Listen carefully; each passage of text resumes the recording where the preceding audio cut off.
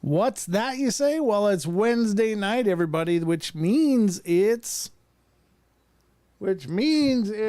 Hump Day. Thank you. Thank you very much. I guess I missed my cue. Rookies. Amateurs. All right. Welcome, everybody, to the Wednesday show here on the Paranormal Portal. And hope you guys are doing great. Thank you so much for joining us here on the show. And hope your weeks have been wonderful. But we're at Hump Day, which is always our first live show of the week. If you're kind of new here, or you're just like, hey, this is live, I'm going to check it out. Well, this is the Paranormal Portal. I'm Brent Thomas, your host, along with my good friend and co-host, the big toe of the big portal himself. Big toe with a big portal. Mr. Don Longbeard. Sorry. I don't even know what the hell that means. Welcome to the show, Don. How you been? Okay. You doing good? I'm doing great. Good. Wow. Glad you could be here this week. What That's an good. Intro. Thank you. I don't know. I just, I make this stuff up, Don. None of this is scripted. So that's true. It's whatever happens on the top of my head, which is a scary place altogether anyway. True enough. Yeah, as you well know after all these years. Yeah, there's all kinds of broken in me too. So Oh, there you go. how you doing, K-Love? Good to see you. Thank you so much. And ladies and gentlemen, I guess right off the bat we should say we have a permanent Discord link now. We don't need to keep giving you the temporary ones. Special thanks to Kayla for making that happen today. But now, if you want to join the Discord, look at the top of your YouTube chat, and there's a pinned chat there. And I put it up there. That's the permanent Discord link for the Paranormal Portal. So if you click on that, it should bring you right to our server. And if you're a Discord user, it'll just work, because that's what happens. So we got that going, and it's very exciting. I'm so excited. Well, it's one of those things. I just can't hide it. I know. Okay. I know. I know. It's Shut the hell up. yeah. Well, I wasn't gonna go quite there, but yeah. I mean, we got.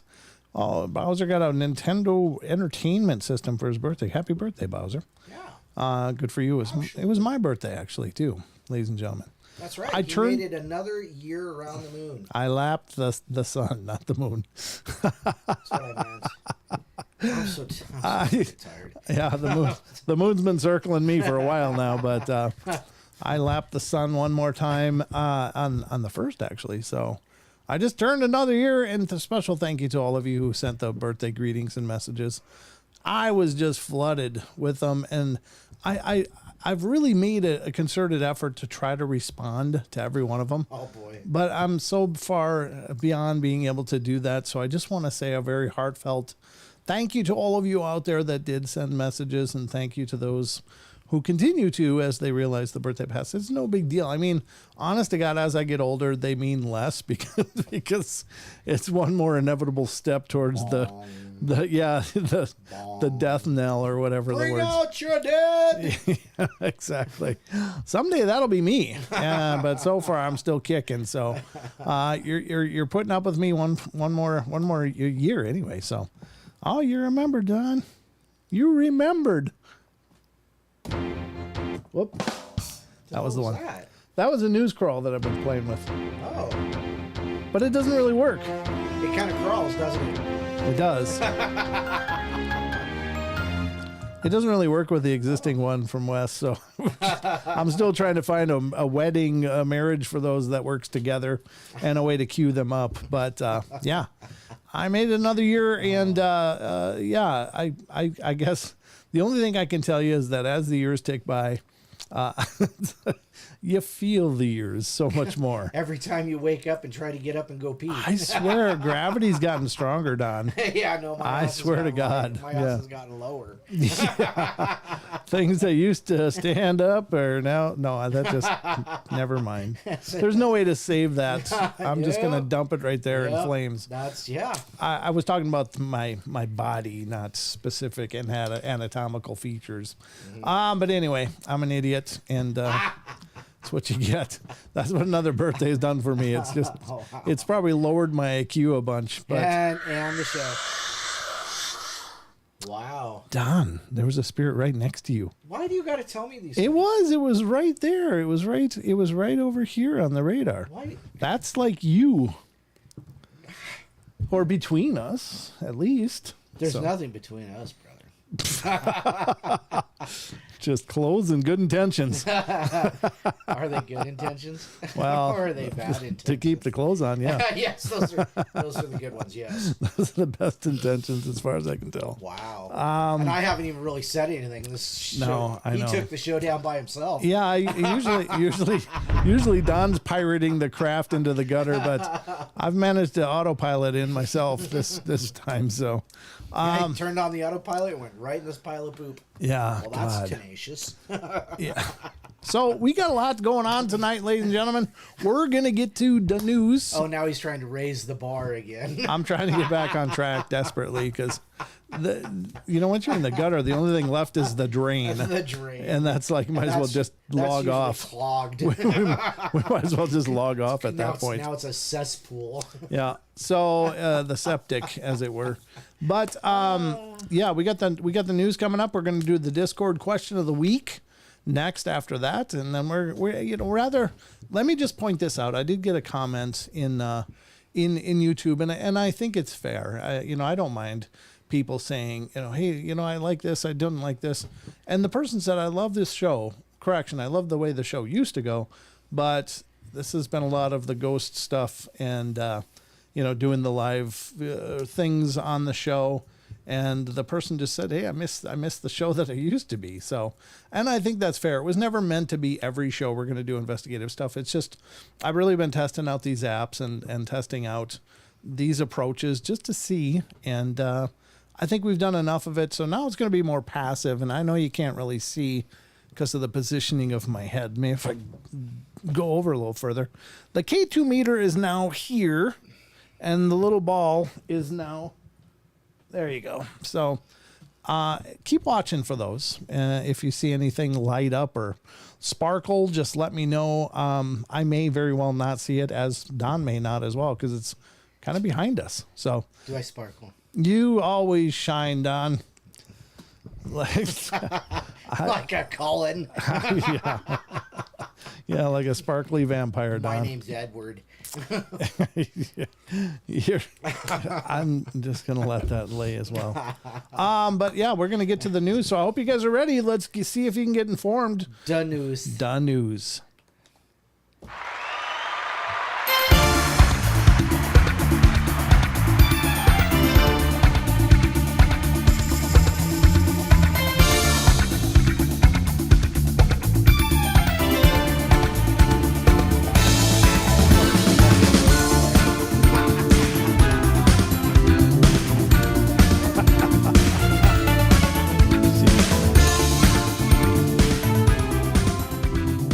Sparkling like an outhouse fire. Burning so bright it'll burn out soon. Outhouse fire. Yeah. All right. Ladies and gentlemen, welcome to the news desk. I'm your host and anchor, Mr. Brent Thomas. You can just call me Brent. And this is my co-anchor, Don. Which means I'm the millstone around his neck. In all his sparkly goodness, he's here too. So we got all that. Thank you, Maggie. You moved. BT, happy birthday. Thanks for the portal. Thank you, Maggie. I appreciate that. So So I have curated a few articles. It's more abbreviated now because that's another thing I've been trying to cut down is let's not do half a show of news. Let's just do a few articles. And so that's what we're going to do. Right away comes an article from one of my favorite sites for newsworthy articles. Is unexplained-mysteries.com, and this one is having to do with the hunt for Nazi gold. The bad guys of World War II, as it were. And, God, I almost hit the wrong button. I almost hit delete on my keyboard. Wow, I'm telling you what. That button's not on the keyboard, brother. You're on I know, I'm telling you. I don't know where I'm doing. I don't know what I'm doing, folks. But here it is from unexplained-mysteries.com. Please support the site. Please check them out. It's a great site. I love this site. But it says the hunt for Nazi gold in Dutch village is called off. And this is from today. Apparently there was a hunt for some gold they figured was there, left over from World War II. The gold had allegedly been buried in the German countryside by soldiers during World War II. The story goes that during the final days of the Second World War, 4 German soldiers decided to bury a hoard of riches in a field somewhere in the Dutch countryside. Well, their stolen treasures consisted of gold, jewels, watches, diamonds, and gemstones worth over $15 million in today's money, all placed inside 4 ammunition cases and buried in the ground. Well, earlier this year, National Archives in the Netherlands released a trove of documents to the public that included the map allegedly showing the location of this buried treasure. Wow. Ever since, amateur treasure hunters have been attempting to find and retrieve the gold for themselves. Now, though, with efforts to unearth the treasure having repeatedly come up empty, village officials have called off the search while concluding that the gold simply isn't there anymore. We've concluded that there is no Nazi treasure in Omeren, said spokesman Bridget Van Aken Quint. We do assume that the treasure was once buried there, but it has now been removed at some point in time. So, yeah, I guess, probably those 4 weren't the only ones that knew. I'm guessing. Yeah, probably not. So someone else that did know and managed to avoid capture maybe dug it up and went and retired somewhere. So there's no more looking for the gold in the Dutch countryside, whatever that is. Omeren, I guess. So don't you might want to change your travel plans if that's where you're going to spend your holiday, because it's closed. It's done. All right, so that was the first article up for tonight, and let's see what's next. Because wait, there's more. There's more. So oftentimes we talk about this discussion of aliens and our signals, and are they hearing us? Can they hear us? Can we hear them via their radio signals, etc.? Well, here's an article that kind of goes into that from unexplained-mysteries.com. How easily could aliens detect radio signal leakage from Earth? Leakage. Leakage. It's not leakage. We point the crap out there and just let it go. It's not leakage. It's an intentional purposeful. leak. It's an intentional leak. Yeah. Just like a lot of the news. Yeah, exactly. A new study is aimed to determine whether the Earth's radio or mobile tower signals could be picked up from other worlds. It's no secret we've been broadcasting radio signals out into space for many decades now. Whether intentionally or as part of SETI, for example, or unintentionally via signal leakage, one question is, if an advanced alien civilization living around a nearby star happened to be looking in our direction, would it be possible for them to determine that we are here? Yeah. I'm guessing if they're listening for that, yeah. To find out, researchers from Mauritius and Manchester University used crowdsourced data to simulate the leakage of radio and mobile signals and to determine whether or not it would be possible to detect these from various nearby worlds and star systems. The answer, it turns out, is that it would probably be quite difficult to pick up the signals without a very advanced receiver, which, we kind of assume many of these races could be advanced. But that as our own technology improves, the signals we're sending out will become stronger and thus easier to detect. I've heard many colleagues suggest the Earth has become increasingly radio quiet in recent years, a claim that I always contested, although it's true. We have fewer powerful TV and radio transmitters today. The proliferation of mobile communication systems around the world is profound, said team leader Professor Mike Garrett. While each system represents relatively low radio powers individually, the integrated spectrum of billions of these devices is substantial. Well, but are they amplifying each other? Let's say I have a cell phone, you have a cell phone. Does that mean from our location we're emitting twice the cellular signal? No, you know why? Right. Because I have no freaking signal sitting here. Oh, you don't. So, yeah. Well, that's not my fault. I got plenty. Oh, yeah. I got plenty, I Dawn. don't know. We got the same carrier. I don't know why mine doesn't work as well. I don't know either. Actually, I don't think mine is awesome here. It's 2 bars. So, I mean, I can always get and receive phone calls anywhere here, but, Right. Wi-Fi is good. Oh, well. All right, so there you go. I guess if they're listening, they'll hear us. Oh, yeah. If they're not listening, a lot of noise. Yes, we do. Well, we shoot it out to the stars, like you're saying. Hi, we're here. It's a buffet of love. Buffet of something. Yeah, I don't know. But anyway, maybe they will. Again, my contention is, how can we assume that their technology would have advanced in the same trajectory as ours? Could have been just a totally different take and gone a whole different direction that we never considered, so maybe they're dealing with quantum communication and we're beaming radio signals out there. Right. It's like kind of like bronze tools versus CNC routers, kind of a different game altogether. I would have to say so. All right, so that was that article. I hope you guys feel a little informed, but I got a couple more and then we're going to just be done with the news. But let's get to this one. This one has to do with some UFO sightings. Apparently the Pentagon responded. This is from unexplained-mysteries.com. Again, Pentagon scrambles 3 F-22 jets to intercept UFO over Hawaii. Hawaii. Let them take it. Oh, I love Hawaii. You ever been there, Don? No. Oh, it's lovely. I liked Hawaii. I really did. Don't care. It's like the perfect temperature, the perfect ocean atmosphere. It's just wonderful. All right, an object over a remote Pacific state prompted the U.S. Air Force to send out 3 fighter jets last week. Earlier this year, there was a spate of sightings involving strange spherical balloon-like objects being sighted not only over the United States, but also over Canada and beyond. U.S. fighter jets that were sent to intercept the objects reportedly shot several of them down, including one described as cylindrical and silverish gray that was traveling at 40,000 feet over Alaska. Wow. While the phenomena had died down in recent months, a few days ago, a sighting of another mysterious spherical object over Hawaii reportedly prompted U.S. Air Force to scramble 3 F-22 fighter jets. The U.S. Indo-Pacific Command responded to an unidentified radio signature Friday in the vicinity of the island of Hawaii. A spokesman for the Indo-Pacific Command, or Indo-Pac, Indo-Pacom, I don't know how to say Indo-Pacoms. What the hell? Sounds like a race in Star Wars. You know what that is? That's a gathering of military intelligence people. Yeah, coming up with new acronyms, yeah. Indopacom. Yeah. Indopacom. Yeah. Well, they told the War Zone that, and they said Pacific Air Forces launched 3 F-22s to assess the situation and visually identified a spherical object. It says monitored. Yeah, my mouse is in the way. We monitored the transit of the object and assessed that it posed no threat.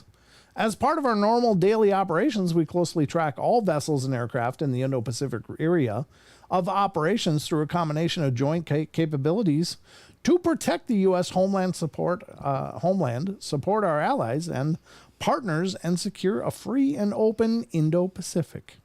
Wow, that sounds like a brochure, didn't it? Wow, yeah. The outlet also spoke to a Department of Defense spokesman who said the Department of Defense and Federal Aviation Administration detected and observed April 28th an unmanned balloon off the coast of Hawaii floating at approximately 36,000 feet. Ownership of the balloon is unknown, but there's no indication that it was maneuvering or being controlled by a foreign or adversarial actor. Well, it's It's a balloon. Foreign actor. Yeah. To be or not to be. So, there you go. Wow. I guess. Could you imagine like Gordon Ramsay up there? Yeah, I'll get them. I'm Yeah, gonna drop this balloon on her head. absolutely. Another balloon. There you have it. A spherical balloon, 36,000 feet above Hawaii. 36,000 feet. It's a hell of a balloon. All right. And last up comes one from unexplained-mysteries.com dealing with Mr. George Knapp. Oh. Russia once received cosmic intelligence from aliens, Mr. Knapp says. I don't know. Let's see what it says. U.S. journalists and UFO investigators spent time in Soviet Russia to investigate its remote viewing experiments. Aha. Back in the 90s, Knapp, who is no stranger to investigating the strange and unusual, visited the Soviet Union to find out more about Russia's secretive remote viewing program. Well, during his visit, he met Lieutenant General Alexei Yurievich Savin, who was apparently quite keen to make information about the endeavor public. Well, he showed us some training films where they would take a Russian sailor, put him down to the bottom of a ship, and then ask him to identify where other naval assets were around it, without being able to look out the window and see them, Knapp told the Weaponized podcast. And they were really accurate, incredibly accurate, at least in this film. Perhaps the most remarkable thing of all, however, was his claim that the Russians had been using remote viewing to communicate with extraterrestrial entities far out in space. Far out, man. Far out, man. They're projecting their consciousness out into the cosmos, and then they run into somebody else who has a conversation with them, or shares information with them, or shares images with them, he said. Some of them would write stuff down almost like channeling or draw pictures. To date, however, no conclusive evidence of these experiments has ever been disclosed. Well, there you go. I guess. I mean, it's kind of a projecting thing, astrally projecting or whatever. The question is, do you trust it? Do you trust it, Don? Do you trust it? Do you trust it, baby? Do you trust it? Like, say you're remote viewing, and you bump into an intelligence. Do you go, oh yeah, you're definitely who you say you are? That'd be hard to believe, you know. I think so too. I mean, not that it wouldn't be possible, but I mean, is it really what you think it is? Right. That's the part that throws a wrench in it. Like, are you sure it's extraterrestrial intelligence, or is it someone in a pit of doom somewhere trying to get out? You know, Right. I don't know. Men in black. Yeah, exactly. Yep, the men in horns. I don't know. Anyway, that's the news, folks. I hope you guys enjoyed it. I hope you feel like you've picked up some new tidbits of information and feel wildly entertained. Absolutely. So, And here I go choking to death on spit. well, someone's got to do it, Don. Another thing that happens when you get old. Swallowing.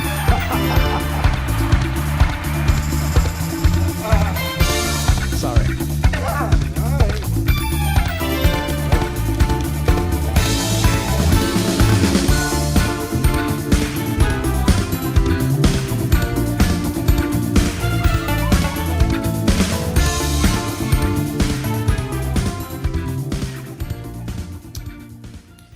Why does the end there where it says the most trusted news, why does it look like it's on fire? Because we are fire, Don. Oh, We're on fire up here in the portal. This show's on fire. Got a lot of songs going through my head today. Jesus, dude, you need some meds. Oh, my God. Well, I'll tell you what, folks. What else we need?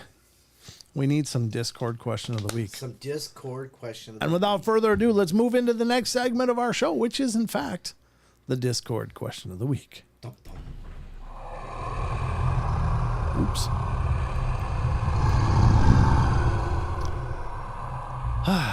Woohoo! Did that just give you chills? Yes. All right. Welcome, ladies and gentlemen, to the Discord question of the week, where we pose a question to our Discord audience. And once again, pinned in the YouTube chat is the link to join our Discord server, and you can do so.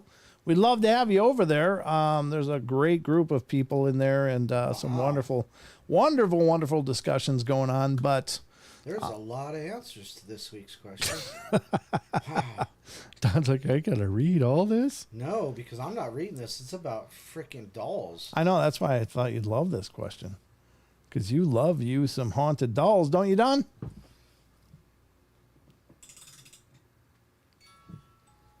Not really. That is a creepy thing, though, isn't it? It is. Yeah, that was from Lady Death. It She is. sent that in years ago. I can't believe you're even holding it because you hate clowns. I hate clowns. Yeah. But this is, that's And a special. it's got like a wind-up nose. Yeah, it's got a wind-up nose, and it plays a. I think I might use that for the news. Was that it? It's not going to give you that last note. There it is. Don's playing with the decorations, the haunted decorations here in the studio. Oh, jeez. I'm not responsible for any attachments that might result from you. Trust me, I'm not attached to it. Oh, it's attached to you, Don. I bet it is. It was sent to you, Yes, I know. and it looks lovely staring at you as you're doing the show with me. Oh my goodness. Are you okay over there? Yep. Nope. No. Yep. Nope. All right. So anyway, we got this Discord question of the week, and as such, I ask you guys a question, and you guys weigh in with your thoughts. And we'd love to have you over there to hear what your input is. If you're not already a part of our Discord server, please use that link I've pinned to the top of the chat and join us, because by God, misery loves company. No, And I'm in misery right it's a wonderful community of people. It really is. It's fantastic. It's a wonderful group of people now. You and the music, man. I know. All right, so let's get to the question of the Music week. Man, I got that. I got that one too. Hold on. No. Just start reading the question of the week, please. Dang it, that was a good musical. Okay. Question of the week, Wednesday show. Many believe that spirits haunt items such as dolls. Two-part question. One, why do you think spirits might be attracted to residing in a doll? And two, do you think these spirits are primarily evil or dark? Mm-hmm. Womp womp, womp womp womp womp. ZX81 version 2 says, in most of the ghost videos I've seen, the spirits don't seem to like white light. I remember talking to Kev Baker about this and saying why do some ghosts hide from the living? You always see them move out of view. If I was a ghost, I'd freak out every warm blood that came close just for something to do. Yeah. Hollow objects, darkness inside, so safe from the light. Why I don't like dolls. Anything with eyes that don't breathe, cleanse with fire. Anything with eyes that don't breathe, cleanse with fire. Anything with eyes that don't breathe. Yeah. That it doesn't breathe and has eyes. Yeah. Okay. I understood it, and Okay, I agree. I'm just Yeah, flamethrower. Yeah. There was a movie called, I saw the stupidest movie. It was called Swiss Army Man, Okay. and it had Daniel Radcliffe in it. Oh. I was thinking about flamethrower. Don't watch that movie. Okay. I won't. Comment Man, Mr. Lewis. I haven't seen him in the show, but he's been active in Discord. That's cool. Yeah. Spirits seek dolls as a vessel for them to attach. But when the negative spirit attaches to a doll such as Annabelle, Peggy, or Robert, which are to be respected, can curse you. Remember when Ghost Adventures crew went to Mexico's Doll Island and it was scary? Yeah. Yeah, that was a good episode, I gotta admit. I didn't see it. Oh God, they had dolls. There's this island in Mexico. Mm-hmm. Have you heard of it? Oh yeah, I've seen pictures of it. Yeah. So they went there, and there was this whole hut full of dolls that are just attached to the walls. Yep. And one of them started laughing, and they looked, and it was like all the electronics were old and corroded, no batteries. Right. And it started laughing like. It was just bizarre. Now, I wasn't there. I can't verify that really as it went. But either it's clever editing or that is just creepy as hell. Yeah. Yeah. So, very strange. But yeah, comment man Lewis brings up some good points of the Annabelle doll, Peggy or Robert the doll, which is a little sailor boy doll. Yep. Who does not like people to take pictures taking of him. Hates it. If you do it without asking his permission, you will have bad luck apparently, or basically cursed. that picture has become cursed to you. Yes, Yep. Absolutely. So, Wow. yeah, good points, Lewis. Thank you. Yep. Karen Alb, I think they may attach themselves to objects that were special to them in life. Yes, that could be, yes. I don't see that necessarily as evil or dark, though. I do think that some, as in life, are evil or dark. I do think that some, as in life, are evil or dark.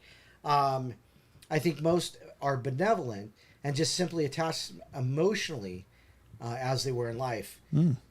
Evil, not even. Yeah, so evil or dark. So Very good points. yeah, absolutely. Yeah, I mean, just because the paranormal happens, since it startles us, everybody jumps to, ooh, it's evil, it's dark, ah. Right. But because things aren't supposed to move on their own, as far as we're traditionally taught. So when they happen, we feel, oh God, something's happening that's out of control. I'm under attack spiritually. God help me. Whereas maybe they're just saying, hi, I'm here. I just wanted you to know I'm living in the cupboard, Right. or whatever. I mean, it could just be benign that they just, in the cupboard. yeah, or whatever, I mean, I haunt your spoon. I don't know, whatever it is there. Stay away from my spoon. It's my favorite utensil.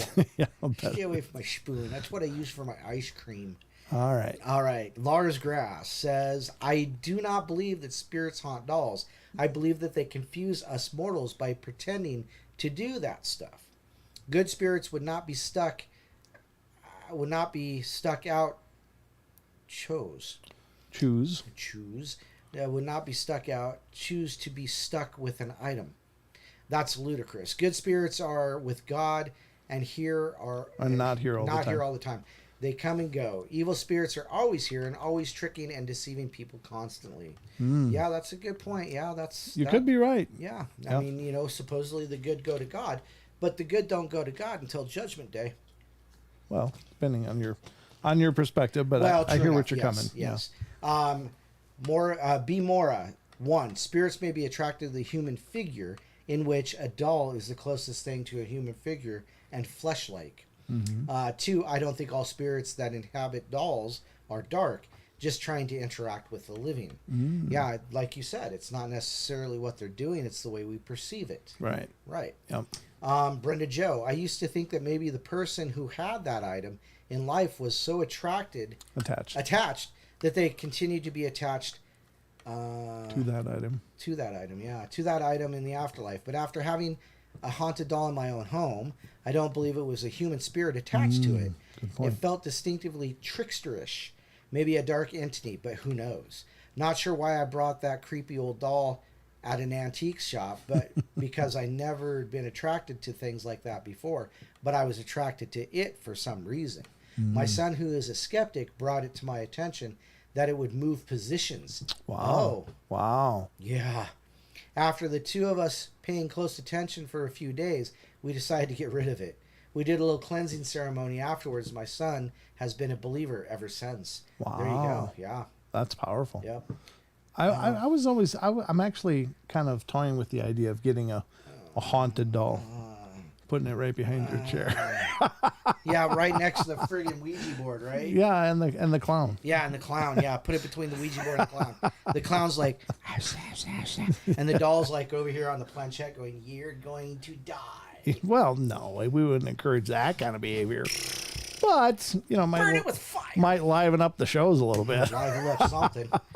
I got a code brown in Don's seat, please. Yeah, I need a scrubby. Don was scared. Wow. Can I get a mask, please? Oh, my God. Need some Scott Bright pads and some SOS stat. Get the lights on. It's like I'm playing Dr. House in here. Right? Oh, gosh. That was a great show. K-Love says, I'm feeling silly today, everyone, so I'm sharing my dolls out loud. To answer my own question, yes, my dolls and mannequins like me. Good. Thank goodness. Yes, absolutely. I think both good and bad spirits can get into anything it chooses for reasons unknown. Even cars. Remember the old scary movie Christine? Oh, God, yeah. Well, Yeah. There's been stories of cursed cars and things like that. Yeah. She's absolutely right. I mean, it's not necessarily one thing. I mean, the question could have been attached to items, but I was mostly gearing this towards dolls because I find that really fascinating that, spirits seem to be attracted to Right. attaching to dolls, and I wondered why that is, and the points you guys are bringing up are great. So very true. Yeah, absolutely. Oh, better mute that. There we go. Oh. These are some of the dolls. Oh, okay. Oh, wow. That is really kind of cool. She's even got them in trams and everything. Yeah. Wow. This is your dolls like you. Only you know the answer. Yeah, that's kind of a creepy thing. That's cool. Play it one more time. Okay. Look at that guy. Wow. That's really cool. Look at that. She even got a full-size one that's sitting down over there. Yeah. That's awesome. Well, there was a mannequin. Well, she said she's got mannequins. Yeah. Yeah. That's really cool. Creep. She's creepy. Oh, I dig it though. I mean, I really do. Kind of cool.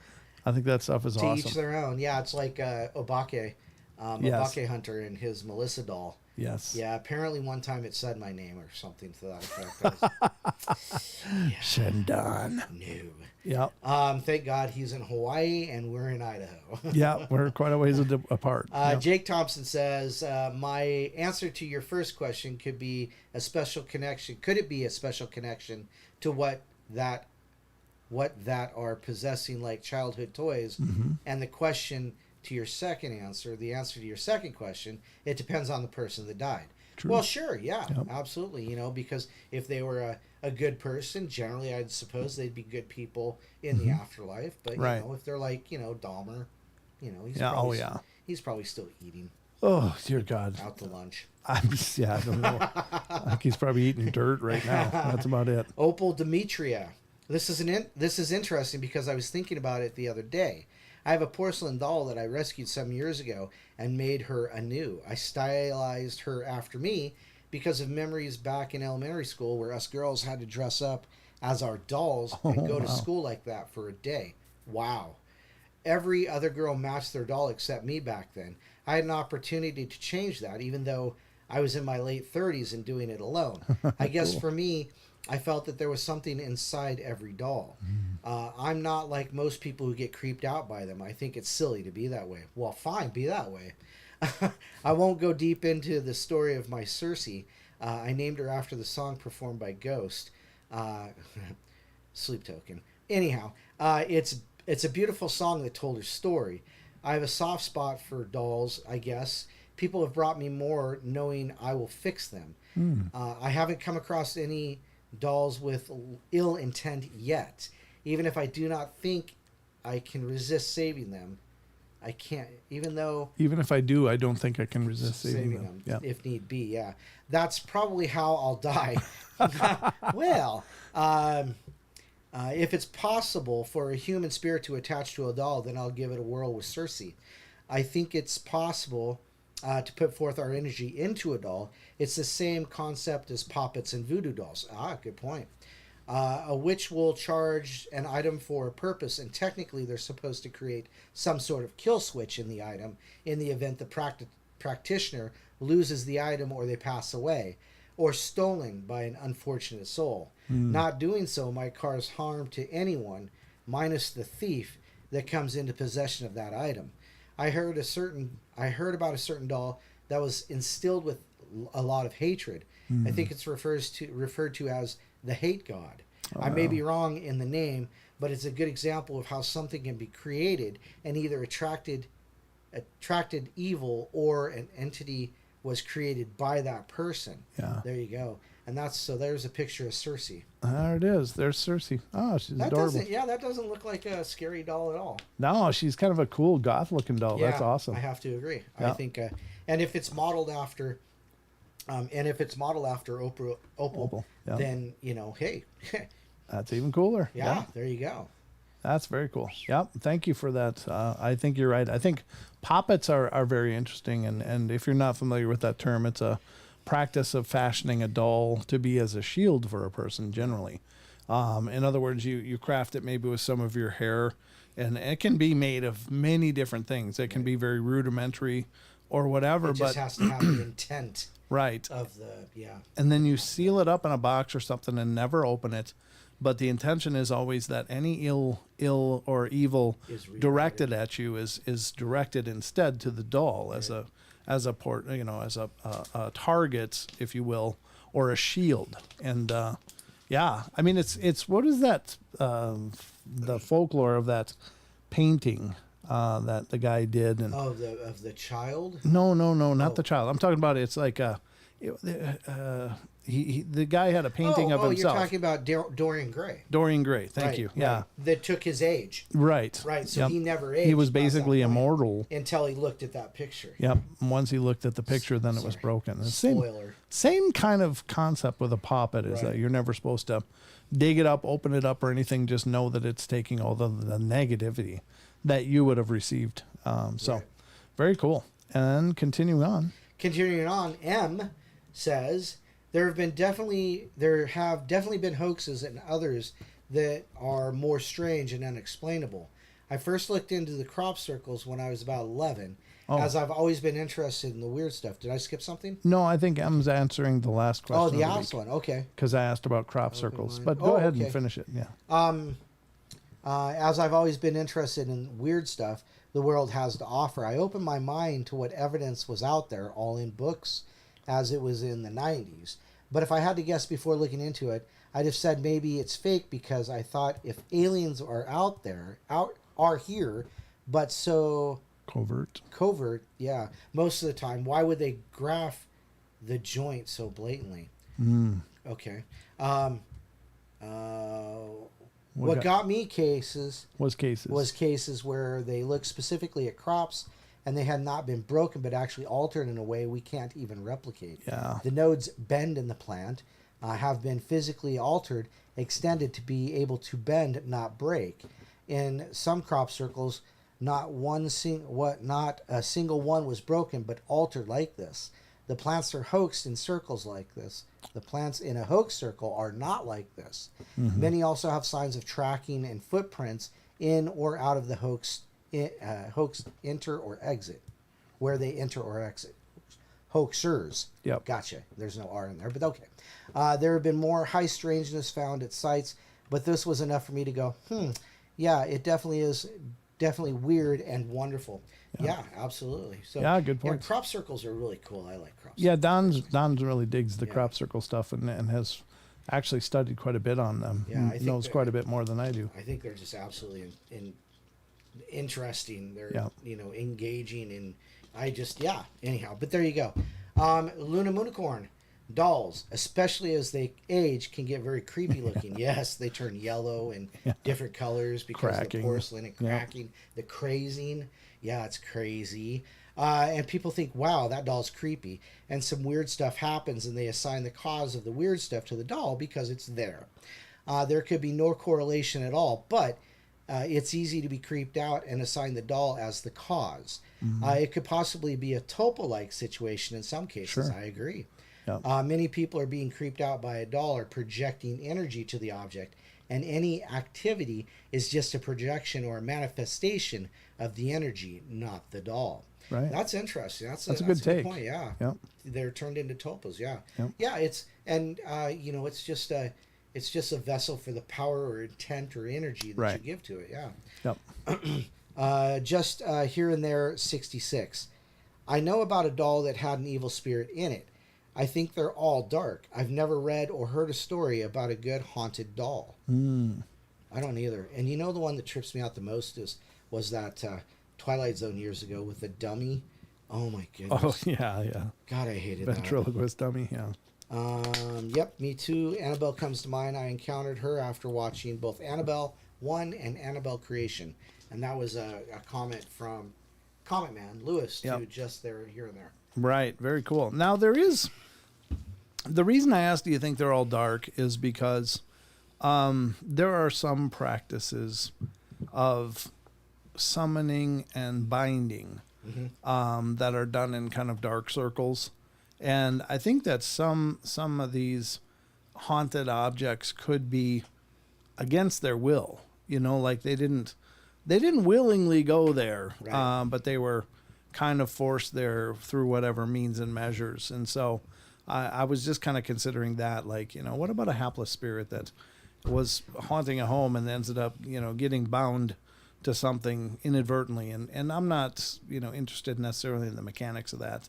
I mean, energy follows intention kind of thing. But if that's possible, could there be some of these haunted dolls are just, innocent spirits that didn't, mean to get bound to a doll, but they just got bound to a doll? And I don't know. I'm kind of the same regard. I think earthbound spirits, I agree. Many of you said, look, it reminds them of a body. So that does make really good sense. Why would a spirit haunt a doll?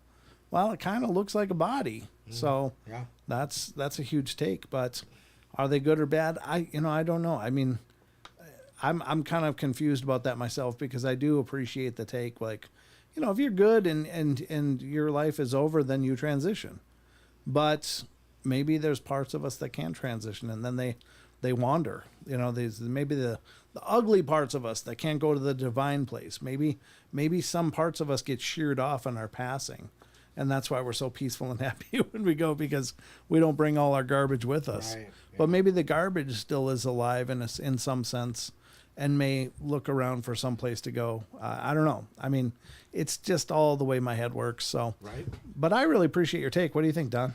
This is my last word. No! Okay. Sorry. No, I don't think that, they're necessarily good, bad, or evil. Sure. Okay. I do think that maybe they can become, vessels of something, energy, intent, whatever you want to call it. But then again, anything can have be imbibed with power. Sure. I mean, I have my selenite, my selenite athame, my selenite knife, that's imbued with power. But that's, that's what it's for, But it's not an intent in that sense. It's not an intent to cause harm or anything. It's a cleansing thing. So Sure. there you go. Yep. Very cool. Yeah, I don't know. I mean, it's fascinating to think about, and I don't pretend to know the mechanics. I think some of you are actually really maybe spot on with the fact that maybe what's inhabiting these dolls was never human, but Right, yeah. it just wants to wear a human skin in some form. Like a walk-in. Right. Yeah. Exactly. And maybe they go, well, that looks like a person. Maybe I can have some kind of experience like a person if I go in there. I don't know. I mean, it's great takes. Because I think it's fascinating. I have no doubt there are haunted objects, quote unquote, but right. I just don't know how they get that way or what actually happens. Right. So I appreciate all your input, guys. Thank you so much. And that's going to conclude the question of the week. So let's get back to it.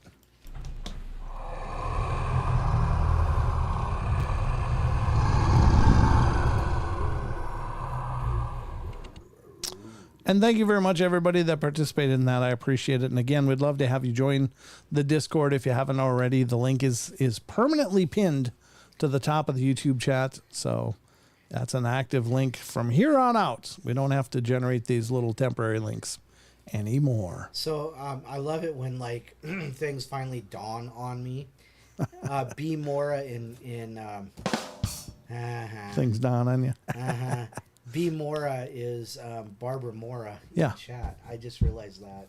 Oh, okay. I'm such a dummy some days. Oh, stop it. I was like, oh my goodness, that's it right there. That's the answer. Did you see what Ninja Dave said? My best friend's wife stuck a Chucky doll on his younger brother's dresser, and when he was asleep, he woke up, saw the doll, dove out a 2-story glass window, and ran down the driveway in his underwear. Wow. That's a kid that was affected by a movie. Oof. Yeah, no doubt. And didn't hurt himself on a 2-story fall. Oh, God. Yeah, he could have killed him. Well, depends, because just because you're on the second floor doesn't mean you're 2 stories up. No, that's because true. The top of the second story is actually the 2-story. But anyhow, that's still a fall. Straight parkour stuff right there. Yeah, that's like he was totally running on right? running on adrenaline, I'm sure, at that point. Like, it's like, oh no. That's a harsh one. Yeah. But all right. So as I was saying before, we got the little cat ball here. And that's there if it flashes. We got the K2 meter here. We got the ghost radar there. So these things will be going on throughout the show. If you see something, say something. Nothing? No crickets? That's not crickets today. I took out the crickets for the news sound. Never mind. Anyway. Yeah, well. I don't get paid for the humor. That's just free. That's just free. And some of it's not even humorous. Well, it's all funny in my head, This Don, is but humorous. it doesn't translate all the time to the general audience. Right, exactly. All right, so we're going to cover a bunch of cryptid stories tonight. Oh, look, yeah, I think you said something, and the ghost radar jumped. Did it? Yeah. Oh, it did, didn't it? Yeah. Detected one spirit. It wasn't a real hardcore one, Hell though. away from me, I don't care. Oh, sit in Don wants a lap dance. Gosh, Don wants a lap dance. I don't want to pay for that. Oh, no, it's free, Don. Why? Yeah, well. Just take some soul. So, Wow, yep, just takes a little bit of your soul. Yeah. All right, so first of all, we're going to start out. We're doing the creature feature tonight, folks. I had a human-sized teddy bear that was weighted. What? That was weighted one night. Its head moved. I'm not sure if it was possessed or had a dud in it. Wow. So I had a human-sized teddy bear once. I'm not sure it was possessed or had a dude in it. Oh, dude. Right. Dude. All right. Sorry. Yeah, that's creepy. Yeah, if their head's turned, I mean, you could probably throw something heavy at it. If it cries and groans, you'll know it's a dude. Or if it gets up, gets mad, Yeah, it's probably a dude. Yeah. So that might If be you find a moving teddy bear in your house, it might be a dude. The litmus test on that is just throw stuff at it. Yeah, throw If it it starts hard. defending itself, it's a Right. dude. If it doesn't care, If it ducks or dodges, it's a dude. Yeah. Exactly. If it doesn't duck or dodge, get the hell out of Dodge. I'm just saying. Yeah, if things move that shouldn't. Maggie says, "Smack it around the head with a sledgehammer." Maggie. We're gonna see Maggie on the news someday. On our news. Australian woman smacks teddy bear with a hammer. Turns out it was a fundraiser for a children's hospital. Oh, no doubt. Oh, gosh. Maggie, you're horrible. You're horrible. Oh no. I'm just saying. Oh, that's funny. Fundraiser for a kid's hospital. Maggie's like, get over here. She's going down the street like Mario and Donkey Yeah, Kong. Maggie Wink, smash. wink, Maggie wink. smash.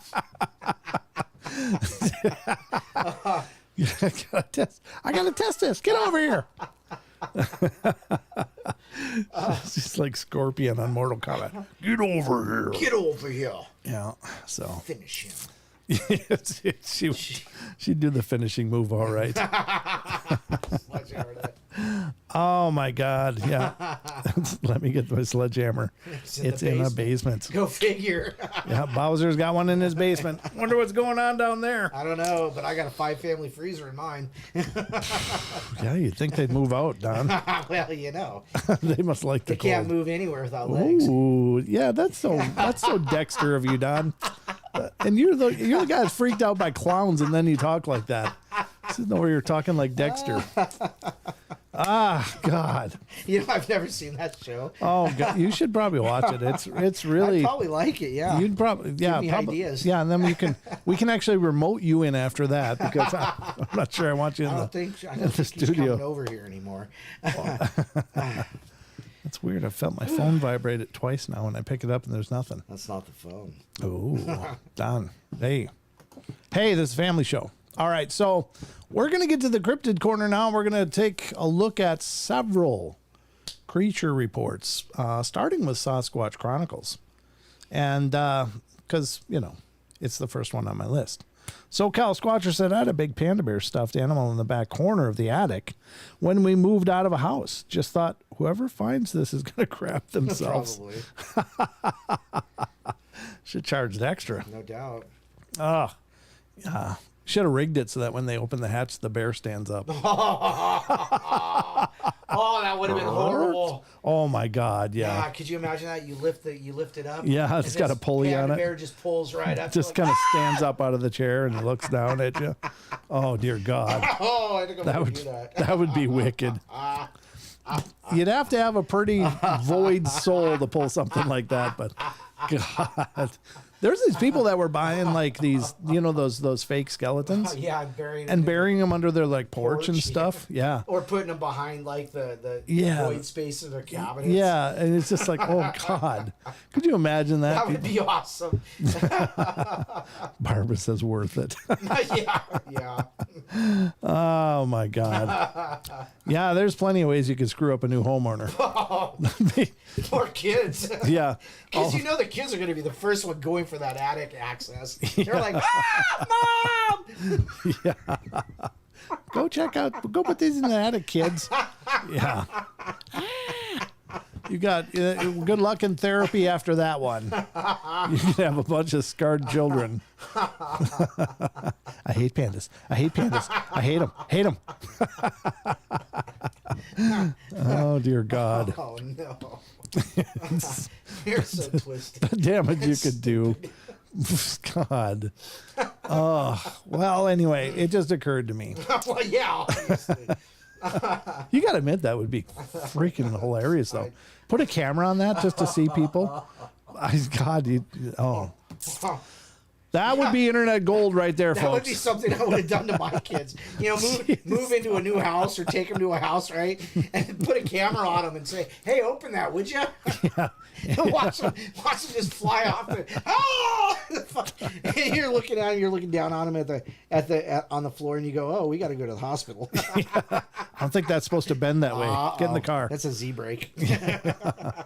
No, that's horrible. Oh wow. I try to be a nice guy, but I do have a dark side. The dark side of the Brent. All right, so let's get to the Sasquatch Chronicles stories here, and we'll find out. Maybe it's age. Maybe I'm getting more jaded. Yeah, that might be I'm getting more jaded as these it. trips around the sun kind of burn me out.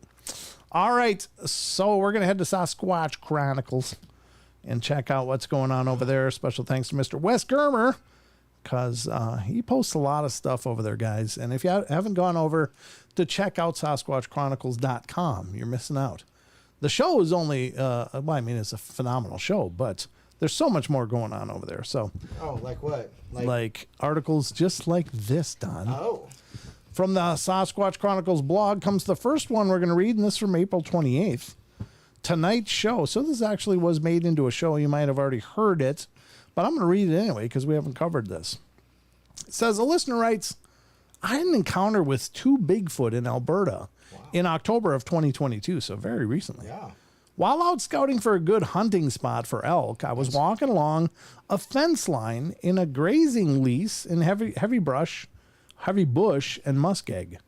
The bush had been cleared away from the fence about 6 feet or so I had a good sight line should an elk step out, and I was looking for a crossing point where animals would knock down the top line and cross over it from there. Mm-hmm. Well, as I was walking the line, I'd encounter places where trees were across the fence between two posts about every 100 yards or so. Wow. I don't think much of it at the time because in muskeg areas, trees often fall down. But today, I think they were bridges for the Bigfoot to travel across. So if you're looking to catch a Bigfoot on camera in the cattle country, these bridges would be the places to set up on. That's an interesting thought. Right.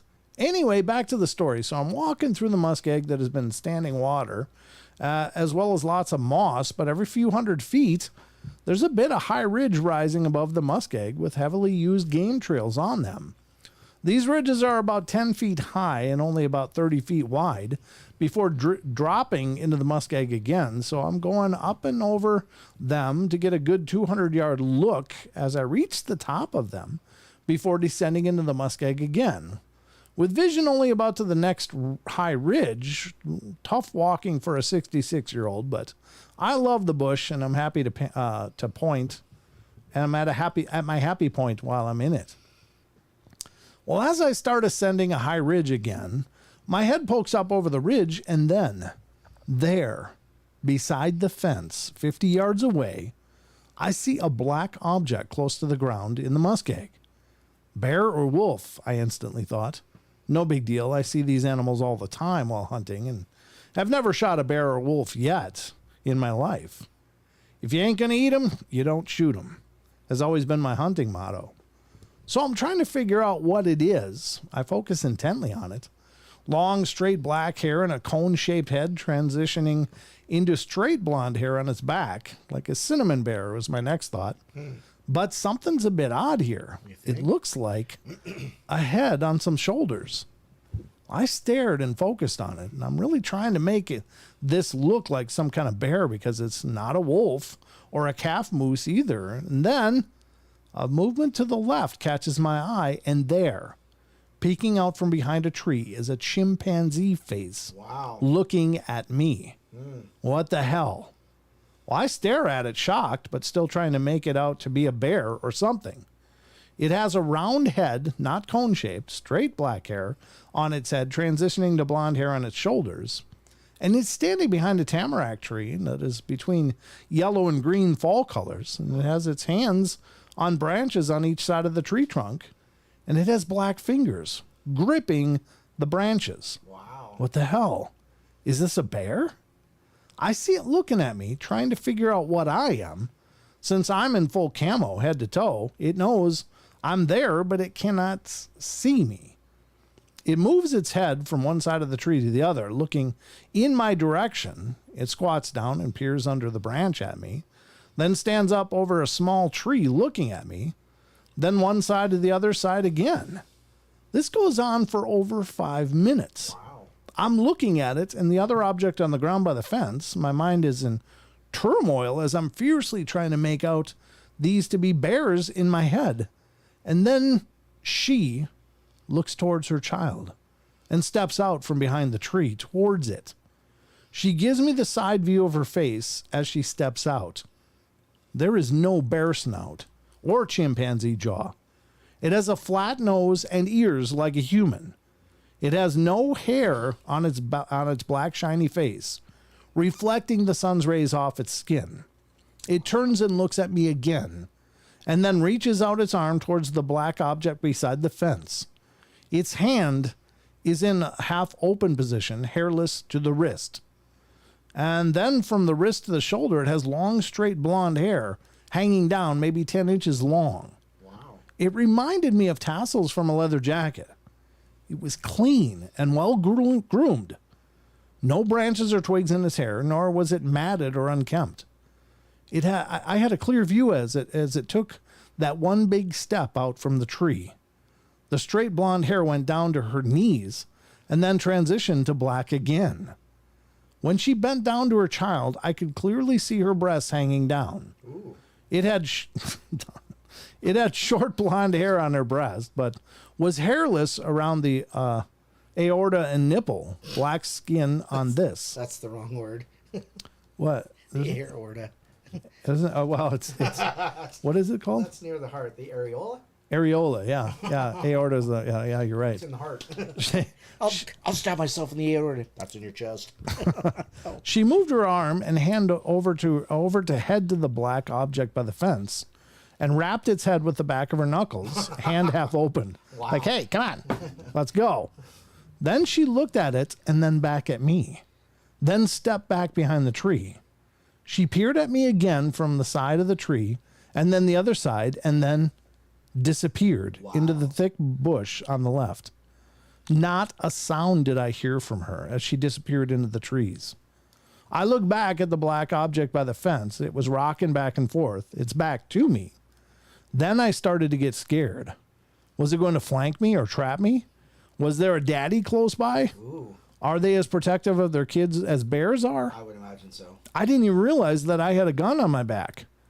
I slowly backed down off the ridge until I could not see the child anymore. And then I turned and ran like hell. Yep. I ran through the bush, followed game trails in the direction I was going, 3 kilometers from my truck. When I got across the cut block, I hid behind a tree to see if it was following. It was not, so I hightailed it back to my truck and got the hell out of there. Wow. That's creepy. And that's a great question. Like you're seeing two. Right. But is that all? You know?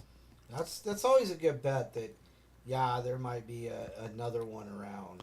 Yeah, I would not roll those dice. They were on a picnic, and you came to visit. Yeah, they had a hankering for man burger. Ah, look, a new manwich. Yeah, exactly. He don't need his legs. Yeah. We'll carry him. We carried him. Yeah, Meat's exactly. back on the menu, boys. Yeah. God. Yeah, quit chewing on that fence. Yep. Jeez. Wow, that's creepy. All right, let's go to the next one, folks. And this one is also from Sasquatch Chronicles on the blog, and it's April 28th. That was my last day in the woods. All right, says a listener writes, my sighting happened in 2014. I've only told 3 or 4 people and not to any organizations. My family has hunted one area in Idaho for 30 plus years, mainly in 2 specific valleys and 2 ridge lines. October 15th or so, elk season, 2 of us drove quads up a trail to a ridge line that connects to Grandmother Mountain. The walk started at early twilight and went west down the drainage and jumped a bull. After an hour or 2 of playing the silent game, we found out we flushed a small herd and they scattered. We went back up to the ridge and split. The other guy went to the east drainage and I walked silently down the quad trail and where we came from. Probably went a quarter mile back to an intersection where I can see the clear cut to the north surrounding the old skid road up the mountain. And I'm standing there listening and looking for anything. 5 to 10 foot saplings next to the trail. Old growth right behind it. No wind. Misty air with clouds just above the treetops. 35, maybe 40 degrees. Then I hear people talking like 150 plus yards away. And I think, Asian brush pickers? They shouldn't be up here picking Christmas material during hunting season. So I'm about to go through the small trees and warn the people that hunters are around. Well, they're walking towards me just inside the tree line. And then I hear a deep woman's voice and a young teenager voice. Female voice is talking casually, like she's explaining what they're doing while they're walking. I freeze on the trail with a small window across from me and get a don't move feeling. They're about 45 to 50 yards away, still coming, and I think, that's not Chinese or Korean. 20 to 30 yards away, coming towards me, I hear a language I've never heard before. Female is consistently talking. I gotta leave that alone. and you can hear an extremely wide mouth in the voice. Karen! Yeah. She's just nagging that poor little guy.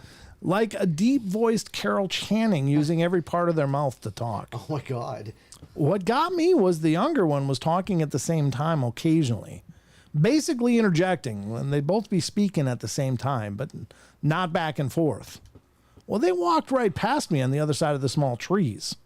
I'd say maybe 20 to 25 feet, when I saw what looked like a dark bark hair-colored patty from about the elbow up, walking fairly fast just inside the big trees. Oh, wow. It was looking away from me when I had my look. Estimated 6 to 7 feet. The first clear words I heard were Jabba Diba Dip Jap.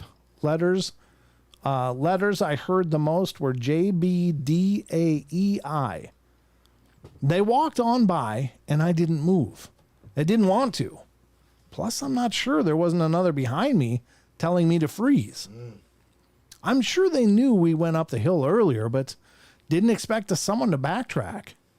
Well, I walked back to the quads, waited for the other guy, and had to drive back right past the entire clear cut that they skirted. Never said a word to the other guy and shelved the memory until I heard of someone else seeing something in the area. These are at least partially human. This is not a monkey conversation, and I think they act a certain way around us to get to the desired result. Sometimes it's because you're in the way. Sometimes it's just for entertainment.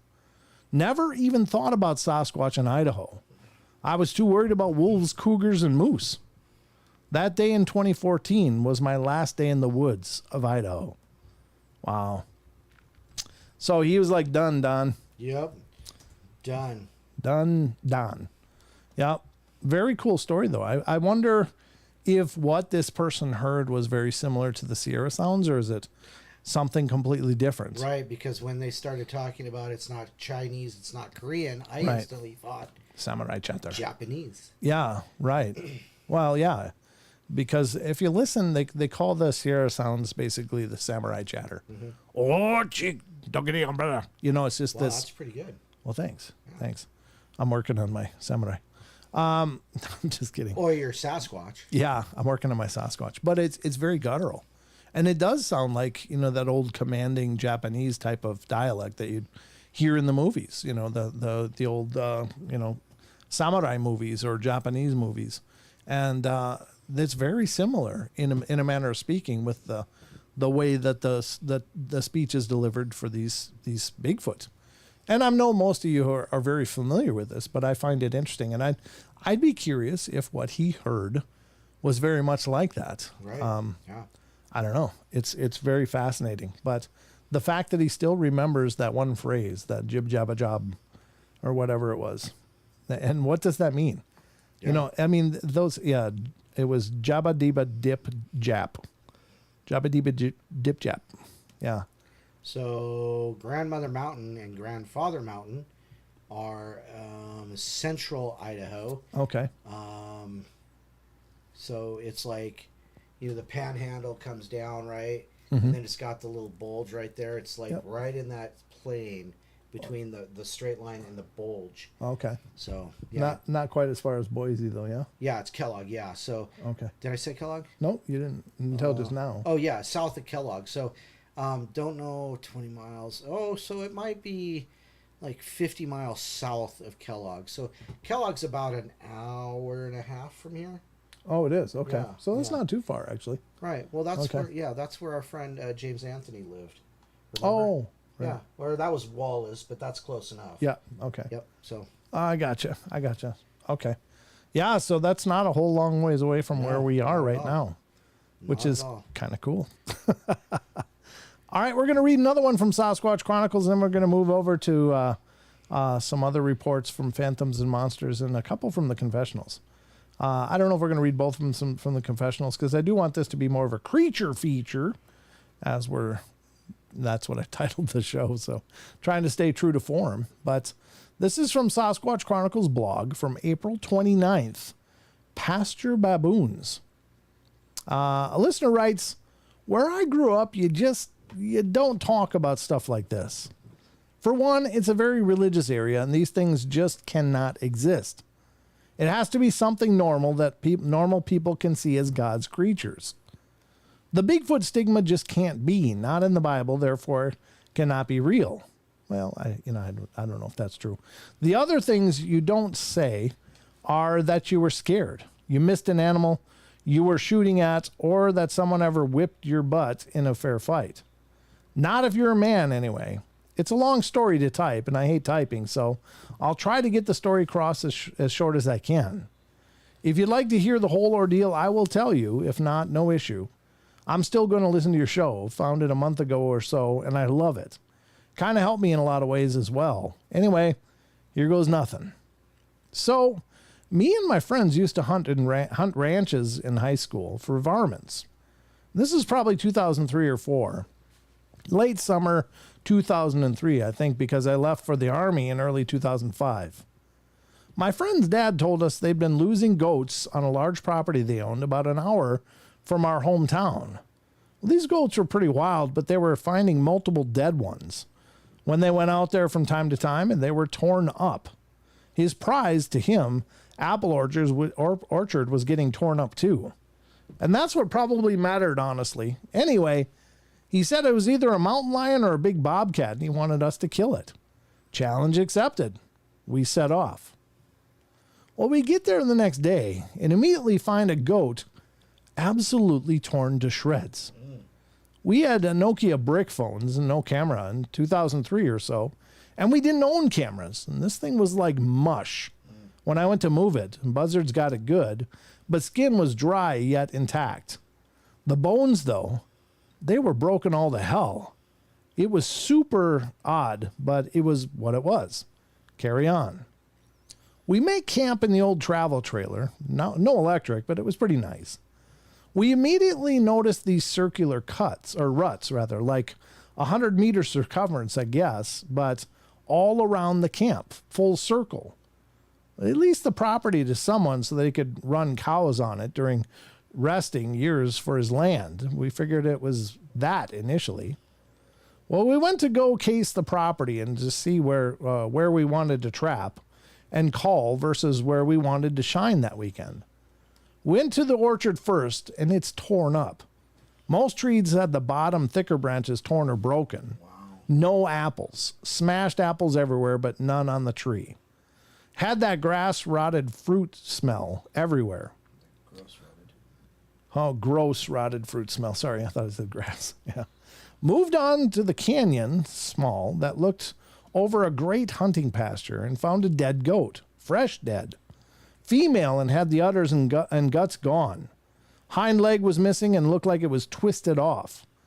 Had leg hide still attached, but the leg gone. Kind of like twisting off the turkey leg at Thanksgiving, if that makes any sense. Or if you're a goblin. Yeah, very odd. We decided to make camp and chill, have a couple of beers, and ate and hit it that night. While unpacking, my friend noticed this little skylight in the camper was half blocked. There's a tree that overhangs it, and we looked up and found the goat leg whole, not eaten, but like it was just placed there. Well, I remember mud being up there, got us a little shaken, but we would never admit it. We went hunting that night. We were going to shine the canyon and call the orchard. Went to the canyon first. I always had the long rifle. Buddies had short range rifles without optics, so one would shine. Okay. We immediately started catching flashes of eye shine, high up off the ground, like something moving, but moving too fast to get a look. More than one for sure. Intelligence. Never the same direction twice, and always just in the wood line. We were hearing this, not chattering, more like yips, like a coyote yip, but almost guttural. The eyes were too high up for the yotes, and we kind of thought like a ringtail group jumping from tree to tree. Well, we moved on. It was frustrating. The orchard, this is hard to explain. We immediately caught shine. I'm colorblind, but this wasn't green. It wasn't red, but it was in between. I'd guess 6 feet or so off the ground. In the trees, 2 eyes. If we put a light on it, they'd close. Move the light away, and they'd open one at a time. The eye furthest from light would open, and then as we moved the light further away, the second would. But it was stone still. That's odd, and had us guessing. Nothing in this great country of Texas stares into the light and closes one eye at a time. Nothing stays that still that long when being hit with a white light without moving its head or covering its eyes. Nothing. My friend fires a shot in the air, most impatient hunter ever, and this thing takes off like a bolt while shrieking. Ear splitting, man, but it wasn't high pitched, but it wasn't low pitched. Most ridiculous thing I'd never heard before or since. We kept the light on it and shined. It ran for 80 to 100 feet, and the eye shine stayed at the same exact height, never wavered, never even bounced like something running would. A varmint's eyes would have gone up a tree or down the tree, and this ran through the orchard like an Olympic sprinter and stayed at the same height. And we then heard this shrieking and grunting from multiple points for a few seconds, and then it went dead silent. We were nervous, jumped in the truck and head back to camp, me in the back with 2 hay bales, ready to shoot if we spotted something. Driver driving. The shotgun was shining with the spotlight. I had reached in and through the back window to grab a beer when my friend with the light yelled. And at that time, we heard a branch kind of creak, if that makes sense. Not break, just creak. The next thing I feel is this huge thud right behind me in the bed of the truck. Bed lurched down like you dropped a boulder on it and then sprung back up and hard. I barely turned around in time to see a glimpse of this thing. It was large thing. It's hard to explain. I saw a leg, bottoms of the feet, and this dark gray blur of something moving out of the light. And Buddy said he just saw eyes going under the tree and then turned around as we passed by to get the light again and just saw eyes heading down towards the bed of the truck. We were freaked out, obviously, but made camp. We all stayed in the camper after making a huge fire, played cards, having a few. Couple hours before dawn, cows run up to the fire. Not normal, but they were freaking out loud. We look through the window, and they are butt to butt, like 8 or so, maybe a little less, moving in a circle, freaking out. They stepped on the fire at one point, and the circle moved forward, but the individual, Bessie, didn't break the chorus. Never budged from the circle. We shut the lights out and got down. No one talked. Then heard this huge thud. It was easily noticeable. Something hit the truck. My buddy screamed, new truck, and got up to look, and the cows were gone. Truck passenger door on the driver's side dented to crap, but no cows anywhere. And then heard this thud, thud, thud, thud, thud from right to left in the wood line. Then this overlapping thud, thud, thud, thud going the other way. Obviously bipedal and very heavy. We cowered, cried, and prayed, man. Around dawn, we got some nerve, got up a little light, and decided, screw this. So we grabbed all our rifles and went out all at once, scanned, caught something go up this tree, a big something. I watched it jump and climb. Got it in the scope. It was half hidden on the other side of this decent-sized oak. Saw maybe 3/4 of its head and half or less of its body because it was on the other side of this tree. It had one arm around the tree, but I could see the light through the shoulder area where the tree trunk was. 200 meters or so out, I'd guess, but there was a lot of chatter between us as to what it should be done. We were all terrified, to be honest. I finally just fired, center mass to its body, but that was behind a tree, so I assume I hit the tree.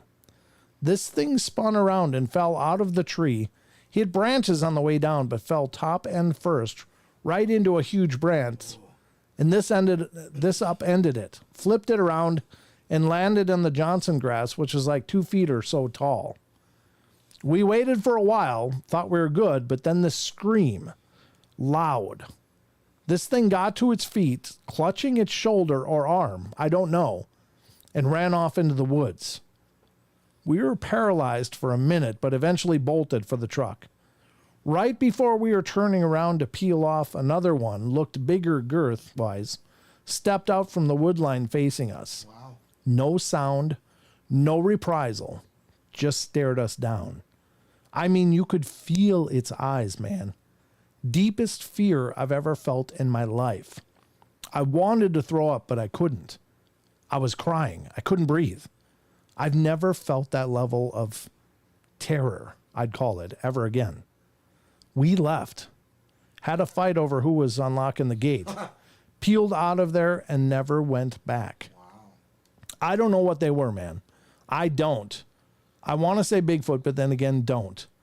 They were big for sure. Huge to us. But they were probably like 6.5 feet tall, though. Maybe 7. Built like a brick house, but not like Patty or anything. Like an armored up athlete, really. Kind of looked like Francis Ngannou, if you follow MMA. Maybe just a few inches taller, wearing body armor. Muscled, strong. Weight, I don't know, 500?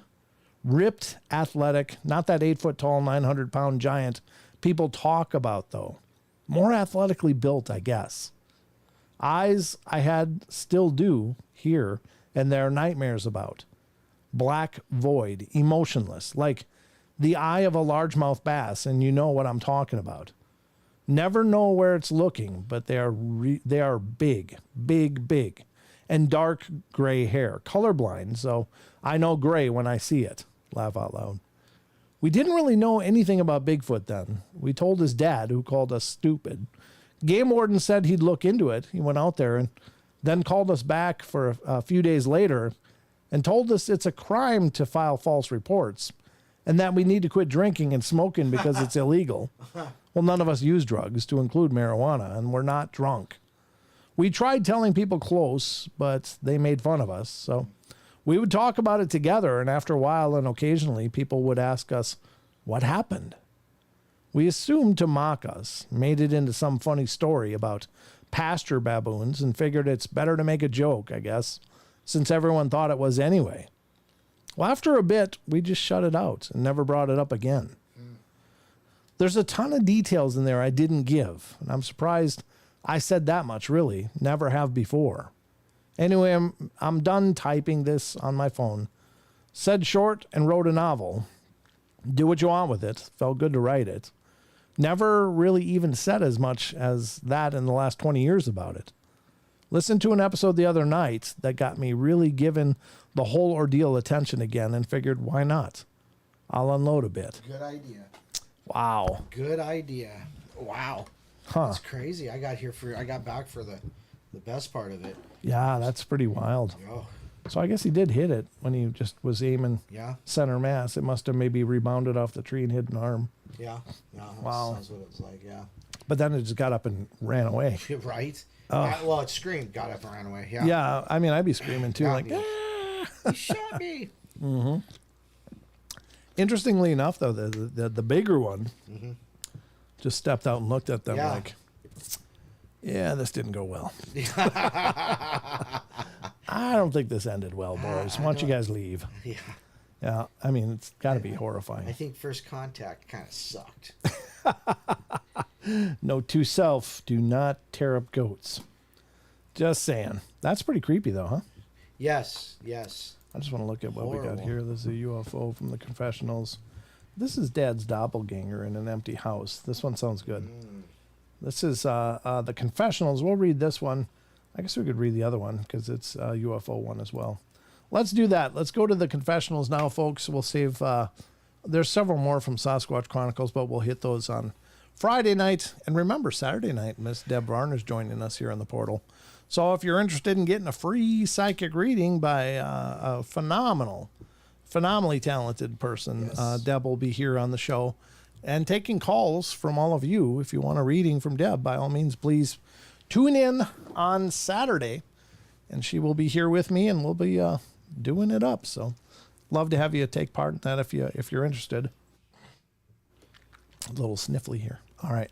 That wasn't a sniffle. That was a snort. Well, it's a sniffle as far as the audience is concerned, but thanks for clarifying that. I'm just letting the cat out the bag. All right, so we're going to go to the confessionalspodcast.com. This is, of course, our good friend Mr. Tony Merkel's site, and he and his wife run this site, and they share a bunch of encounter stories as well, which is really fascinating. So this is video UFO flies past jet traveling at 120 knots over Colombia. I wonder. There's several here. But I think we covered this. Yeah, this is the one. We saw the video of it.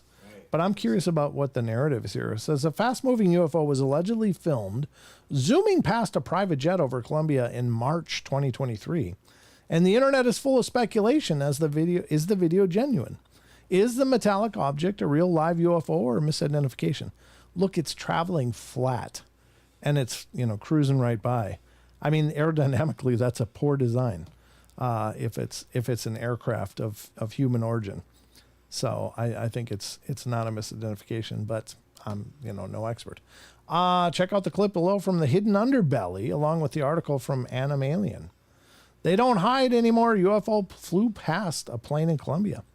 This is, again, an excerpt from animalien.com, a site that we've featured before on the show. A video of a UFO flying past a small private jet is now widely circulating on social media.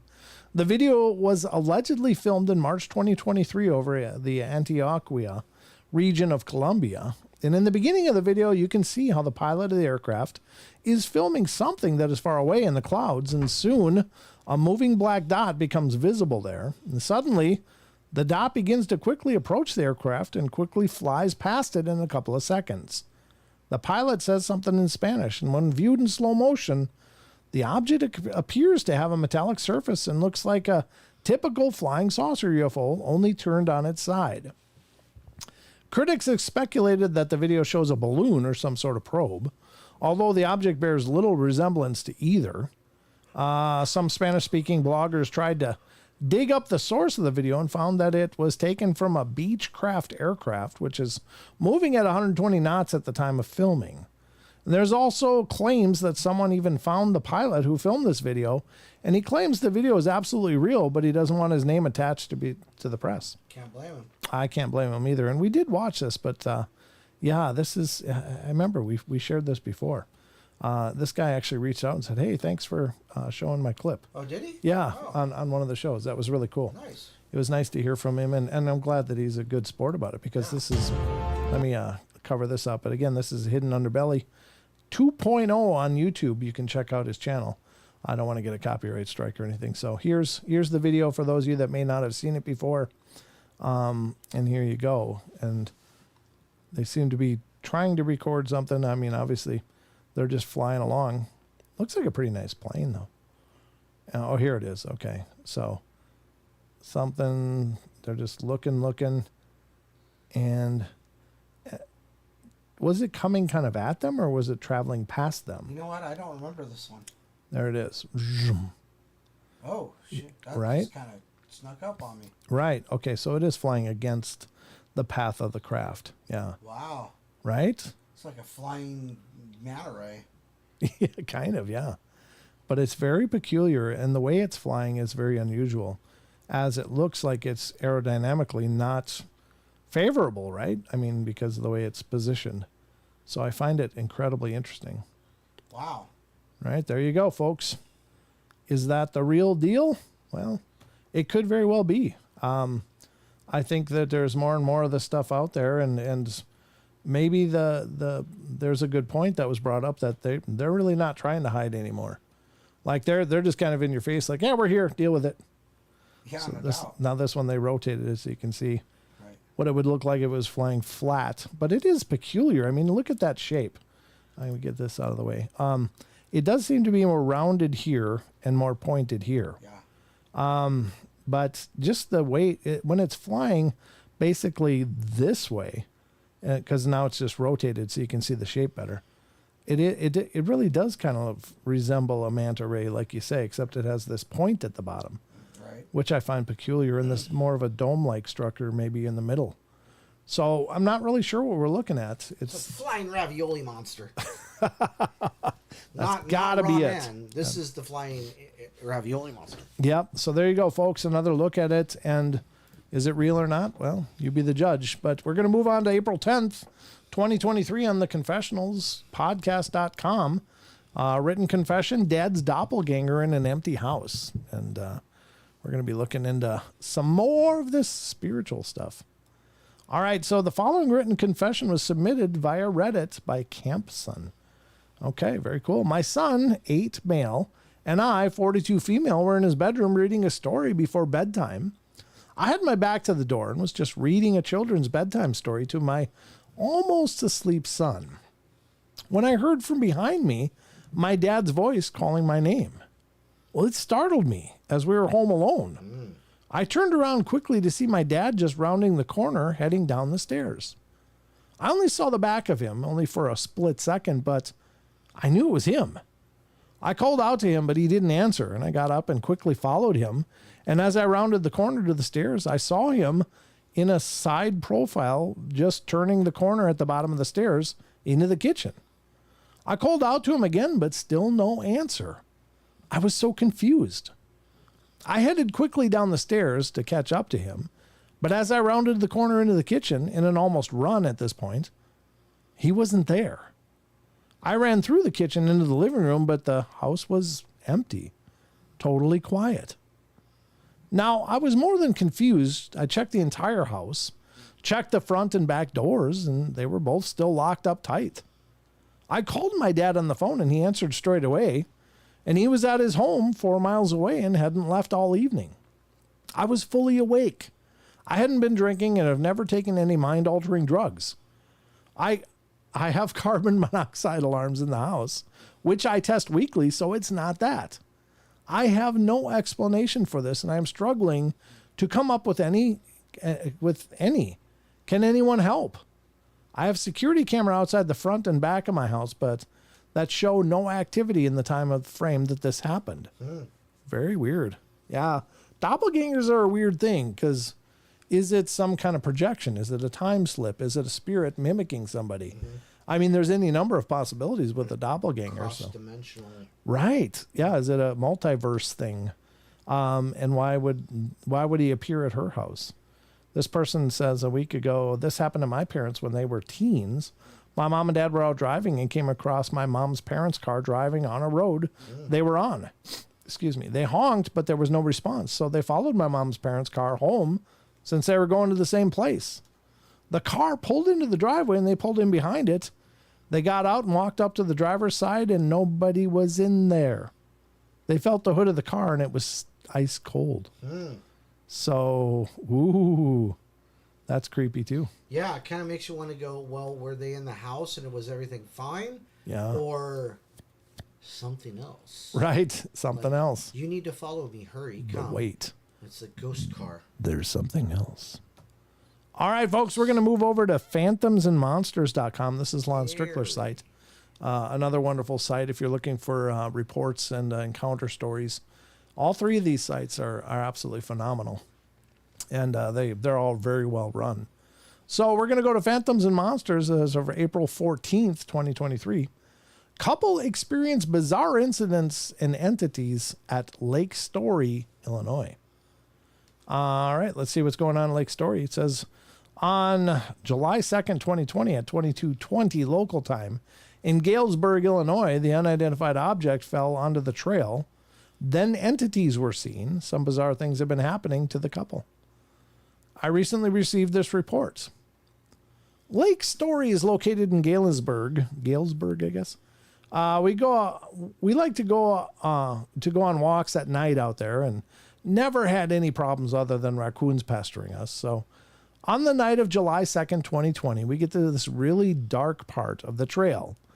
And it's kind of deeper in the woods, and we heard something very large falling like it was going to crash on our heads. Well, I yanked her out of the way and looked back to see something almost hit the ground, but don't. I don't know how else to explain it, but then it was gone. Well, I chalked it up as shadows playing tricks on me or something, and she thought it was weird and she doesn't believe in anything paranormal, UFO, or spiritually related. Then a few days later, we're walking again in the same area and something very similar happens. We could hear something dripping through the trees kind of violently, and every time we just kind of brush it off, but we're really freaked out. So then just a few days later, we go out walking again, get to this same exact spot on the trail, and we look and there is something about 4 feet tall standing about 30 feet in front of us.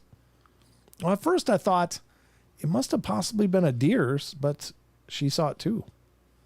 I told her to give me her flashlight really fast, and she gave it to me. Well, I shined it, but there was no deer. Before I could even get a flashlight on this thing, it was ripping through the woods at a very fast pace. I don't know what to call, who to call. The police would think I'm a crazy person, and I don't want to jeopardize my family. Unless there's a methed out naked midget in the woods throwing stuff and stalking us, I don't know what else to say. We're really freaked out. We have encountered something in the same spot 3 different times. The location is in a deep spot of the woods at Lake Story, on the far end where you would head out towards the country. I know whoever's reading this probably thinks I'm a nut, and I would too. I've talked to a few people, and one person told me to contact you. Well, Lon says, I contacted the witness today, and he and his girlfriend are still a couple, but they no longer go to the location. I don't blame him. I wouldn't either. It's like after once, I'd be like, nope, we're not walking here anymore. Both have experienced vivid dreams and out-of-body incidents during the past 2.5 years. At this point, it's hard to determine what they had actually experienced. He did tell me that he contacted other reporting agencies and sites, but to no avail. Wow. That is pretty intense. What is it? I don't know. Something little. Here's another one from phantomsandmonsters.com. Herpetologist, which is a reptile scientist, encounters human-like Bigfoot in the Chattahoochee National Forest. Human-like, Don. Human-like. Human-like. I was stuck on the word Chattahoochee. Chattahoochee. Sounds like a cool thing, doesn't it? Yeah, well, it sounds like a song. Oh, it probably is, I'm I still sure. have a song in my heart. Oh, I know you do.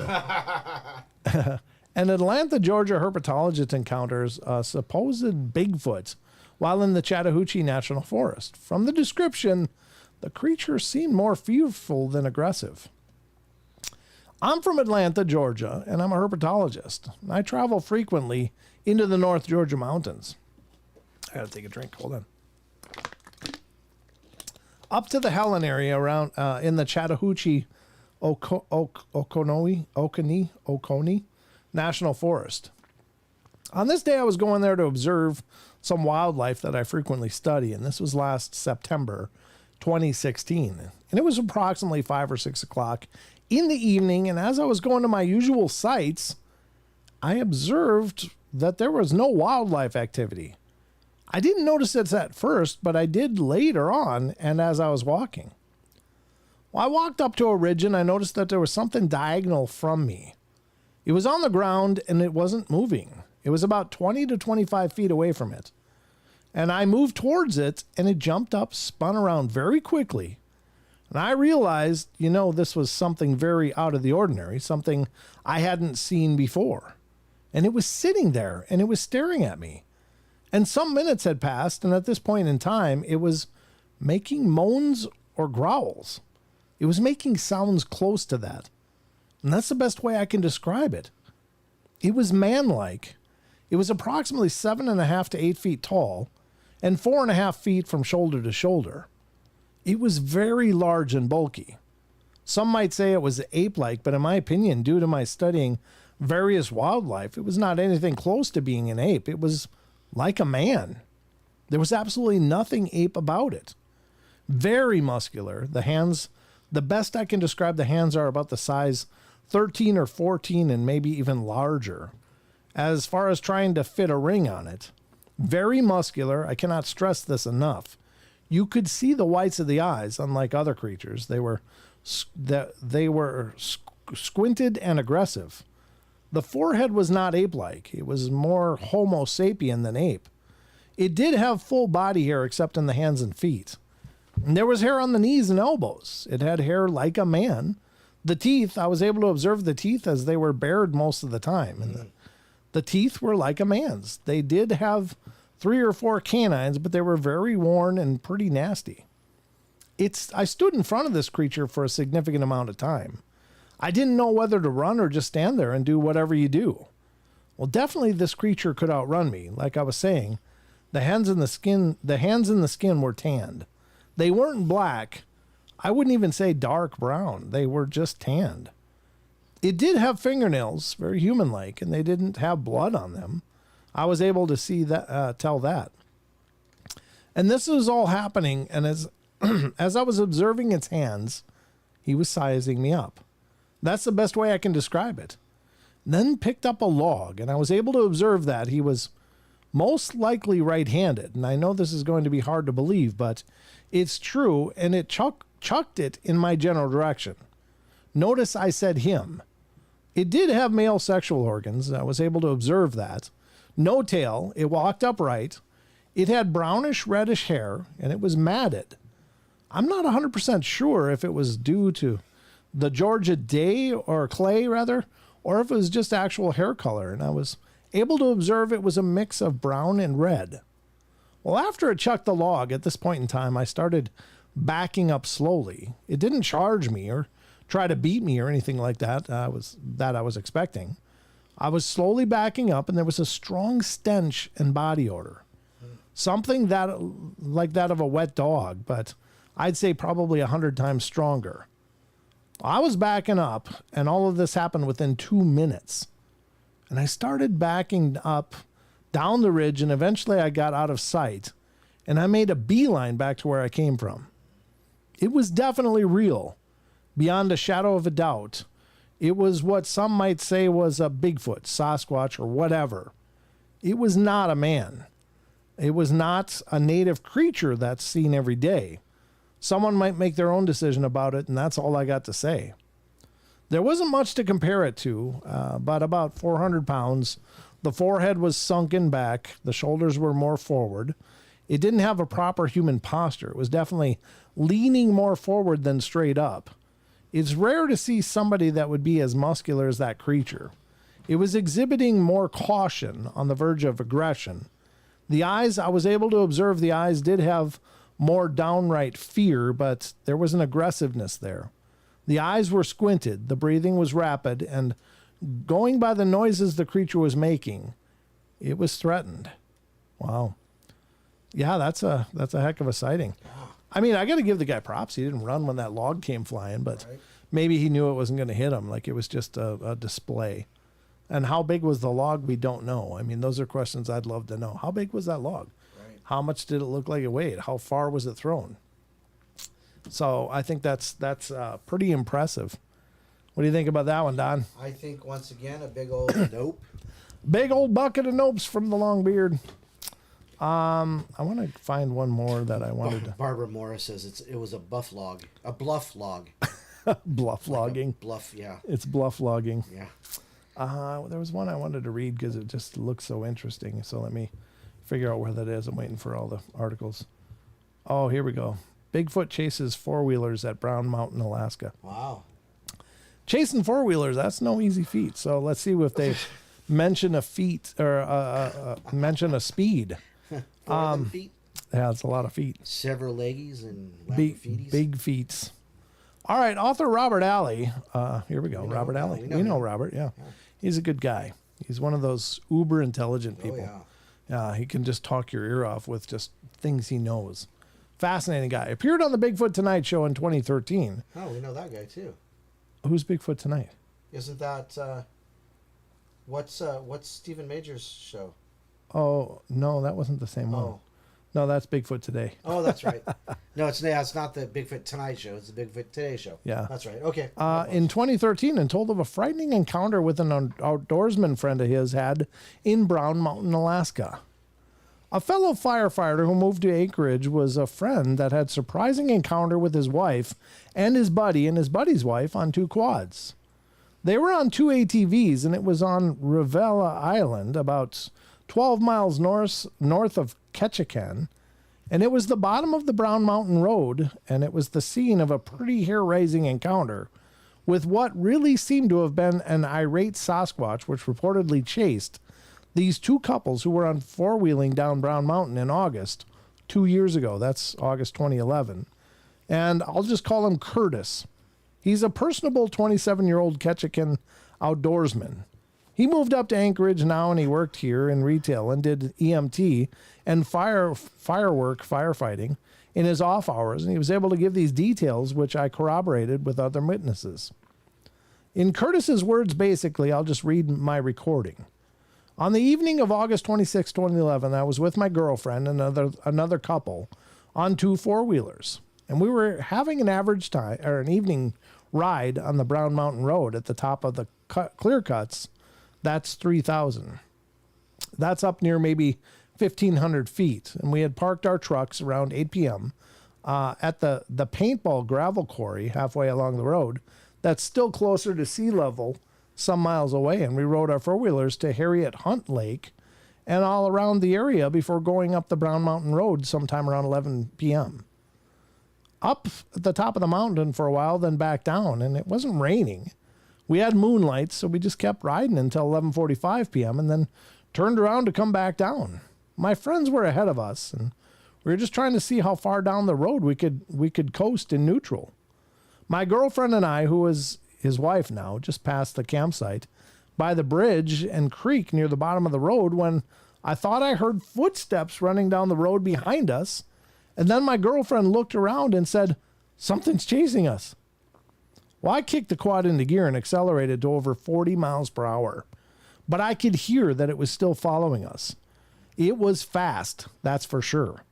Well, he continued, it was just near the bottom of the road where Brown Mountain Road meets White River Road that I made a quick decision to slow down a bit to be able to make the turn and touch the brakes slightly and take a quick look behind us in the brake light to see what I could. It was about 20 feet or so behind us, and I was kind of shocked that the thing was as tall as it was. It was not a bear, 7 feet tall and heavily built. Here my machine does 60 at the top, and I pegged it after the corner, and he said, I passed my friend on his machine, and his machine does 70, and we raced 7 minutes back to the quarry to load up and leave quickly. You know, at this point, I just want to add, with Tanner, the friend, he had no idea at this point what was going on, only that Curtis and his fiance or his girlfriend were tearing past him. On the way, I could hear our girlfriend's voice over the engines urging us to go faster. I pulled up just 10 seconds behind him. Tanner weighs 260 pounds, and he was lifting his 300-pound machine into the open bed of his truck by himself. As soon as I pulled up, he was helping me. While we were loading my four-wheeler onto the back of our truck, our girlfriends had taken my small tactical flashlight, and they'd been shining it back down the road where we came and all around. And he said, I believe they were both talking about what we'd seen chasing us. And I heard the word Bigfoot as they showed the light. I noticed 3 surprising things. First, he said there was a big black bear in the paintball part of the quarry. The local paintball club uses it about 35 yards away. And there was another, and this is quite remote, and there was another smaller bear less than 20 yards away. These are both black bears coming slowly out of the bush on our side of the road. That would have been close to a valley drop-off that goes down 500 feet at the edge of the drop-off to the valley in the east. At that moment, I was still trying to strap my quad into the truck bed, and Tanner and our girlfriends were standing right beside me. They were scanning the beam back and forth when I heard some kind of gravel noise down the road, and the girls screamed. I looked in the direction of the beam, and I was really shocked to see a tall, heavy shape standing in the middle of the road about 40 yards back, the way we'd come. It was right on the road, in front of a big waterfall area. It was exactly the size and shape of the thing that had chased us down Brown Mountain Road, about 7 feet tall, but it would have had to have been running 40 to 45 miles an hour to have got to where we were loading. I measured it out myself later, 3.5 miles. It all matched. Well, the data confirmed it. When the light hit it, it dropped to a football player's stance. It was kind of bobbing up and down with one hand on the road and the other on its knee. At that time, the smaller black bear behind us had just come out of the bush, turned around, and took off back into the bush over the edge like, I want to get out of here. Everything was happening all at once.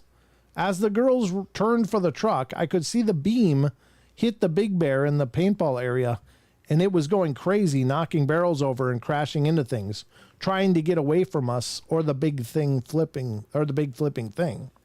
So Curtis summed it up. He said, the girls jumped in the trucks and they were yelling at us to get in, and both Tanner and I started to drive off. In almost the same second, Tanner had to stop for 10 seconds to throw his ramps in the back, and I looked back to see the thing, but there wasn't enough light. And I was focused on getting out of there. We didn't stop at all. On the way back, my girlfriend and I talked about it. We both agreed that it had to have been a Bigfoot we saw. We talked with Tanner and his girlfriend back in Ketchikan, and they agreed. That was it, he told me. I'll be back there for deer hunting, and I'll be carrying a camera, he said. Right. What happened to us may sound amazing, but those are the straight facts as best as I can describe them. He says, I've seen documentaries of Sasquatches on television, and you have to say that the creature observed there twice that evening of August 26 matched the general description of a Bigfoot. Well, there you go. There you go, folks. Right from Lon's Phantoms and Monsters, right from Robert Alley's report. Excellent. I've wanted to get Robert on the show before, but he's a tough person to nail down for sure. True. Yep. Wow. Ladies and gentlemen. Wow. This has been the Wednesday production of the Paranormal Portal. I hope you've had a good time. I hope you've enjoyed the journey. As always, thank you for all the love and support you guys give. This week is a special week for the podcast. We released part 1 on Monday. Part 2 will probably be out on Friday. It's our interview with James from Indiana. If you haven't heard part 1, you got to listen to part 1 because part 2 is going to be the crescendo of it all. Yeah. It's a hell of an encounter, several encounters, in fact, that James have had. But that was just a really phenomenal. And I'm going to be interviewing James again because he's got more to share. We just ran out of time. Right. But it's a 2-part this week for the podcast. It's face-to-face with the Impossible or something I named it, I think. He doesn't even remember what he names them. I've been naming things for 6 years, including 7 days a week. So I've got so many titles. Oh, you know what? Well, go ahead. I'm sorry. But I just wanted to point that out to you guys if you haven't checked it out. You can also check it out right here on our YouTube channel, but it's also available on Spotify, iTunes, iHeartRadio, any of the other platforms, Apple, check it out. What were you going to say? I was going to say, don't forget that April and May are like special months for us. Because April was the April 16, you started the portal. Yep. April 17th, I joined you. Yep. April 18th. A year later, yep. April 18th, May of 18, we started the podcast. Bada bing. There you go. It's our anniversary season. Yep, absolutely. So it is. It's a special season for sure. So we'd love to have you check out the podcast if you haven't done so already. But definitely listen to part 1 before part 2 because the background of part 1 is important to really you can listen to part 2 as a standalone, but do you, boo. But we hope you'll listen to the whole thing. It's just really well done. And thanks again to James for the interview. Thank you to all of you for your love and support. If you are new to the show, we'd love to have you get subscribed, be part of what we're doing. Hit the subscribe, ring the bell so you know when we're live. We're live Wednesday, Friday, Saturdays here on YouTube. So, and again, this Saturday, Deb will be joining us. Yep. It's going to be Psychic Reading Saturday here on the portal. So definitely call in if you'd like a free reading. We'd love to have you join us then. So, Don, Teespring, right? Teespring, yep. Our friends, 15% off, I think it is. Yeah, our friends will get you 15% off if you want to help support us that way. Special thanks to the new members, too. I added a couple new member names to the thank you page that's going to be coming up on the credits. Really appreciate that, guys. That helps out a bunch. Thank you for all the people that super chat or send donations, etc., buying gear. That really goes a long way to building the dream that is the Paranormal Portal. Unfortunately, a lot of this has been on a wing and a prayer for many years. And we've done everything that we have been able to do, but we have visions for so much more. And so if you're able to help, it's really appreciated. But if you're not, totally understand. Just like the streams, let people know about the shows. Yep. That's huge for us. So we've never really advertised this show, just except for a couple little things. So this has all been word of mouth. But that's going to wrap it up for us. Don, anything in closing? Nope, that's it. That's all Don's got. And all I can tell you guys is remember, we love you all. Be good, be kind, be nice, take care of each other, help each other out. Find the magic in every day and remember to laugh as much as you can. And I will see you on Friday night. Sheldon will be joining me and we'll be diving back into the portal for 2 hours. So until then, good night, everybody. Good night.